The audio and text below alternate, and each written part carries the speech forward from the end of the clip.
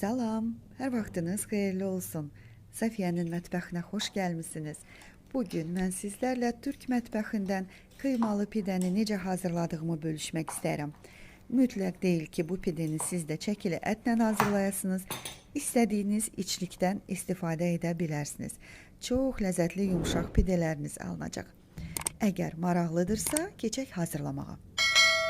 Öncədən qaba 300 ml süt və 200 ml su əlavə edib mikrodalğalı sobada biraz isitdim və indi üzərinə bir bağlama instant maya, 1 xörək qaşığı yarım şəkər tozu, 1 çay qaşığı duz və 3-4 xörək qaşığı duru yağ əlavə edib yaxşıca qarışdırıram. Və indi üzərinə hissə-hissə unu əlavə edirəm. Deməli, mən ümumilikdə 950 qram undan istifadə etdim.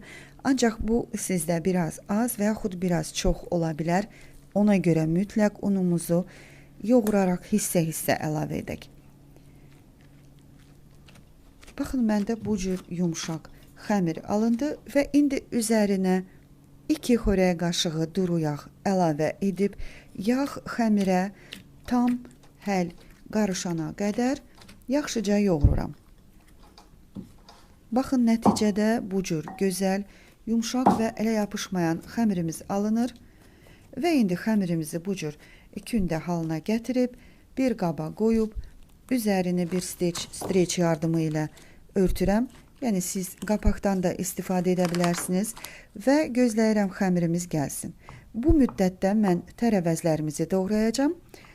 Deməli, mən bir ədəd kapya bibər, yaşıl bibər məndə xırda olduğuna görə 2 ədəd doğradım, 1 ədəd orta boy soğan və 2 ədəd orta boy pomidoru qabığından soyub, yenə eyni qaydada xırda doğradım və zövqünüzdən asılı olaraq göyərti. Deməli, mən cəfəridən istifadə etdim.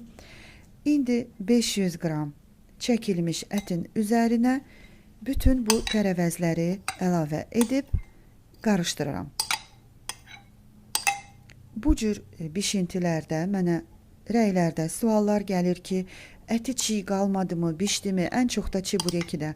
Gözəl bacılarım, əgər bu bişinti çiğ qalarsa, nə onu mən öz ailəm üçün hazırlamaram, nə də hazırlayıb sizinlə bölüşmərəm. Ona görə rahatlıqla videonu tam olaraq izləyib bütün təlimatlara əməl edərək hazırlaya bilərsiniz.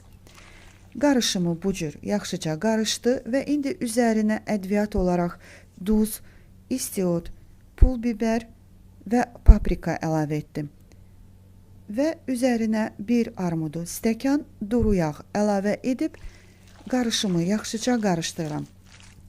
Deməli, qarışımı mən kadrda qaşıqla qarışdırsam da, kadr arxası gördüyünüz kimi çox yaxşı qarışdırmışam, yəni əlimdən, yəni siz də mütləq eyni cür hazırlayın, qarışım yəni yaxşı qarışsın. Baxın, xəmirimiz çox gözəl gəlib, indi xəmirimizdən kündələr tutacam. Deməli, kündələrin iriliyi, ölçüsü bu artıq sizin öz zövqünüzə görə olacaq. Deməli, mən iftara görə, hazırladığıma görə bu arada Allah bütün oruç tutanların hamısının orucunu qəbul eləsin. Deməli, mənim vaxtım az olduğuna görə mən biraz iri kündələr tutdum ki, iftara qədər hazırlayıb çatdıra bilim. Deməli, böldüyüm kündələri bu cür kündə halına gətirirəm, xəmirləri kündə halına gətirib bir qaba yığıram və mütləq xəmirin üzərini bir streç və yaxud bir dəsmal yardımı ilə örtürük ki, xəmirimiz iş prosesində, yəni digər kündələrimiz quruyub qaysaq bağlamasın. Və bu müddət ərzində mən Holland pendirini də rəndədən keçirtdim və indi ilk tutduğum kündədən başlayaraq xəmirimizi bu cür videoda göstərdiyim qaydada uzunsov formaya gətirirəm və xəmiri açarkən xəmirin üst hissəsinə un vurmamağa çalışdım ki, kənar hissəsi yaxşı bağlansın və öz zövqünüzdən asılı olaraq, yəni bu mütləq deyil, bu cür pidənin kənar hissəsinə Holland pendiridən əlavə etdim. İstəməyənlər əlavə etməyə bilərsiniz. Sadəcə içliyi qoyub kənar hissəsini içliyin üzərinə qatlaya bilərsiniz. Bizdə uşaqlar pendirli sevdiyinə görə mən pendirdən istifadə etdim.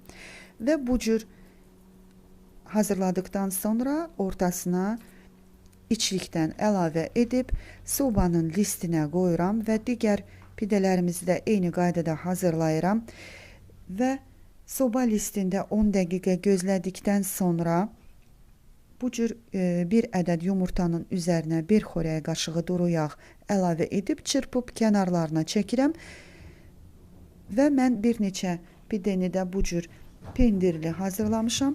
Mən üzərinə pul biber səpdim. Ancaq arzu edənlər pendirlə göyərtini qarışdırıb o cür də hazırlaya bilərsiniz.